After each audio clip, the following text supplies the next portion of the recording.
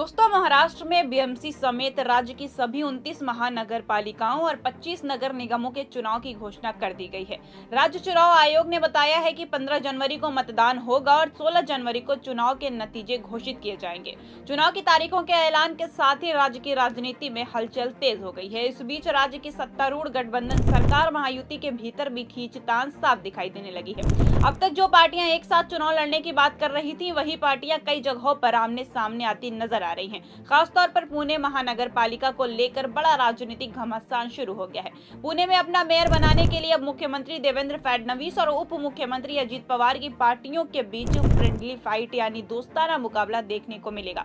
पुणे महानगर पालिका में बीजेपी और एनसीपी दोनों ही अपनी अपनी ताकत दिखाना चाहती है। मुंबई के बाद पुणे और पिंपरी चिंचवड महानगर पालिका को सबसे अहम माना जा रहा है। इन दोनों नगर निगमों पर कब्जा जमाने को लेकर राजनीतिक बयानबाजी भी शुरू हो चुकी है। मुख्यमंत्री देवेंद्र फडणवीस ने खुद साफ कहा है कि इन दोनों जगहों पर बीजेपी और एनसीपी के बीच गठबंधन होने के बावजूद चुनाव में फ्रेंडली फाइट होगी। इस बयान के बाद यह साफ हो गया है कि महायुति के अंदर अब सब कुछ ठीक नहीं है। आने वाले नगर निगम चुनाव में सहयोगी दलों के बीच मुकाबला देखने को मिलेगा, जिससे महाराष्ट्र की राजनीति और भी दिलचस्प हो गई है। खैर, पूरी खबर आपको बताएंगे अपनी इस रिपोर्ट में। नमस्कार, मैं फिजा, स्वागत है आप सभी का 4 PM न्यूज में। दोस्तों, आपको बता दें कि राज्य की ज्यादातर महानगर पालिकाओं में बीजेपी और शिवसेना मिलकर चुनाव लड़ सकती हैं। वहीं कुछ नगर निगमों और महानगर पालिकाओं में बीजेपी, एनसीपी और शिवसेना के बीच भी गठबंधन देखने को मिल सकता है। यानी अलग अलग शहरों में परिस्थितियों के हिसाब से गठबंधन तय किए जाएंगे। इसी बीच मुख्यमंत्री देवेंद्र फडणवीस ने पुणे महानगर पालिका को लेकर बड़ा बयान दिया है। उन्होंने कहा कि इस मुद्दे पर उनके उप मुख्यमंत्री अजित पवार से बातचीत हो चुकी है।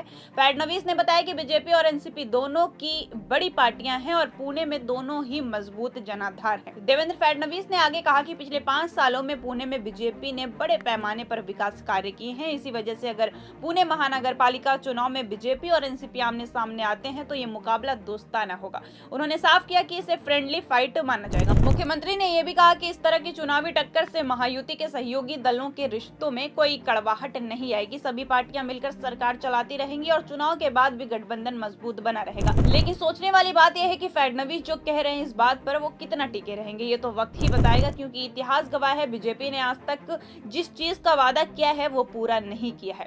बहुत दूर नहीं जाते हैं, अभी बिहार इलेक्शन की ही बात कर लेते हैं। नीतीश कुमार को लेकर अमित शाह और मोदी जी ने कितना सोचा कि मुख्यमंत्री बनाए कि ना बनाए, और जब बनाया भी तो गृह मंत्रालय ही छीन लिया। मतलब ये तो है कि साफ बीजेपी का पाला कभी भी पलट सकता है। दोस्तों, पुणे के अलावा मुंबई में भी मेयर चुनाव को लेकर सियासी माहौल काफी दिलचस्प हो गया है।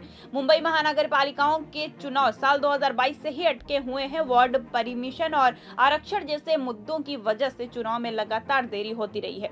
लेकिन अब जैसे ही चुनाव की तारीखों का ऐलान हुआ है, वैसे ही सभी राजनीतिक दलों की गतिविधियां तेज हो गई है। हर पार्टी अपनी अपनी चुनाव रणनीति बना रही है। इस बीच महाराष्ट्र के मुख्यमंत्री देवेंद्र फडणवीस ने सोमवार 15 दिसंबर को बड़ा बयान दे दिया है। उन्होंने कहा कि आने वाले नगर निकाय चुनाव में बीजेपी और शिवसेना ज्यादातर जगहों पर एक साथ चुनाव लड़ेंगे। राज्य चुनाव आयोग द्वारा 29 नगर निकायों के लंबे समय से लंबित चुनाव की घोषणा के बाद मुख्यमंत्री ने यह भी कहा कि इतने लंबे समय तक नगर निगमों पर प्रशासकों का शासन लोकतांत्रिक मूल्यों के खिलाफ है।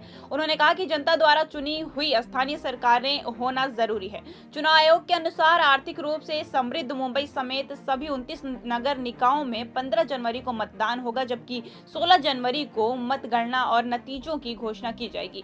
अब कहीं न कहीं फडणवीस के इस बयान से ये साबित हो गया है कि क्या फडणवीस अजित पवार से नाराज हैं, क्योंकि पिछले कुछ दिनों से अजित पवार और शरद पवार के बीच सुधरते रिश्ते को लेकर राजनीति में काफी हलचल मची हुई है और हो सकता है कि यही वजह है कि फडणवीस ने यह फैसला लिया हो।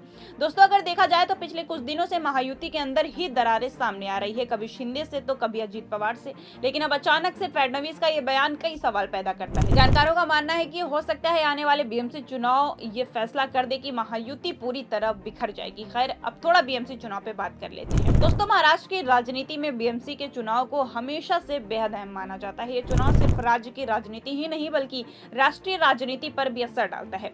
यही वजह है कि हर राजनीतिक दल बीएमसी चुनाव को प्रतिष्ठा की लड़ाई मानता है। बीएमसी देश का सबसे अमीर नगर निगम है। इसका सालाना बजट कई राज्यों के बजट से भी ज्यादा होता है। इतने बड़े बजट और ताकत के चलते बीएमसी पर नियंत्रण पाना हर पार्टी का बड़ा लक्ष्य होता है। जो पार्टी यहाँ सत्ता में आती है उसकी प्रशासनिक और राजनीतिक पकड़ काफी मजबूत हो जाती है। इसी वजह से बीएमसी पर कब्जा जमाने के लिए महाराष्ट्र के सभी बड़े राजनीतिक दल अपनी पूरी ताकत झोंकने में लगे हुए हैं। नेताओं से लेकर संगठन तक सभी स्तरों पर तैयारी तेज कर दी गई है। बीएमसी में कुल 227 कॉर्पोरेट चुने जाते हैं जो बाद में मेयर और अन्य पदों का चुनाव करते हैं। ऐसे में हर वार्ड का चुनाव बेहद जरूरी होता है। आने वाले बीएमसी चुनाव को लेकर राज्य की राजनीति और भी ज्यादा गरमाने वाली है। महाराष्ट्र में साल 2017 के बीएमसी चुनाव में मुकाबला काफी कड़ा था। उस समय बीजेपी को 82 सीटों पर जीत मिली थी, जबकि अविभाजित शिवसेना ने 84 पार्षद जिताए थे। कांग्रेस को 31 सीटें मिली थी और एनसीपी को 9 सीटों पर ही संतोष करना पड़ा। चुनाव में भले ही शिवसेना और बीजेपी साथ नहीं थे, लेकिन मेयर का पद अविभाजित शिवसेना के पास चला गया था। लेकिन अब हालात पूरी तरह बदल चुके हैं। महाराष्ट्र की सियासत का पूरा गणित बदल गया है। शिवसेना ही नहीं बल्कि एनसीपी भी अब 2 गुटों में बटी हुई है। राज्य की राजनीति में अब 2 बड़े गठबंधन है, महायुति और महाविकास आघाड़ी। फिलहाल महाराष्ट्र में देवेंद्र फडणवीस के नेतृत्व में महायुति की सरकार चल रही है, जिसमें बीजेपी, शिवसेना और एनसीपी शामिल है। वहीं दूसरी ओर महाविकास आघाड़ी में उद्धव ठाकरे की शिवसेना, कांग्रेस और शरद पवार की एनसीपी है। इसी बदले हुए राजनीतिक माहौल के बीच अब बीएमसी चुनाव को लेकर सबकी नजरें टिकी हुई है, क्योंकि बीएमसी सिर्फ मुंबई की सत्ता नहीं बल्कि महाराष्ट्र की राजनीति की दिशा तय करने वाला चुनाव माना जाता है। ऐसे में ये देखना बेहद दिलचस्प होगा कि बदले हुए सियासी समीकरणों में जनता किसे समर्थन देती है और जिस हिसाब से मुकाबले हो रहे हैं कुछ भी हो सकता है और कभी भी किसी की तख्ती पलट सकती है। अब ये देखना बड़ा ही दिलचस्प होगा कि अजीत पवार फडणवीस के लिए गए फैसले पर टिके रहते हैं या फिर शिंदे वाली बगावत का रास्ता अपनाएंगे। आपको क्या लगता है दोस्तों, हमें कमेंट करके बताएं कि मुंबई की राजनीति अब किस दिशा में जाने वाली है। तब तक के लिए नमस्कार, मिलते हैं अब आपसे बड़ी खबर के साथ।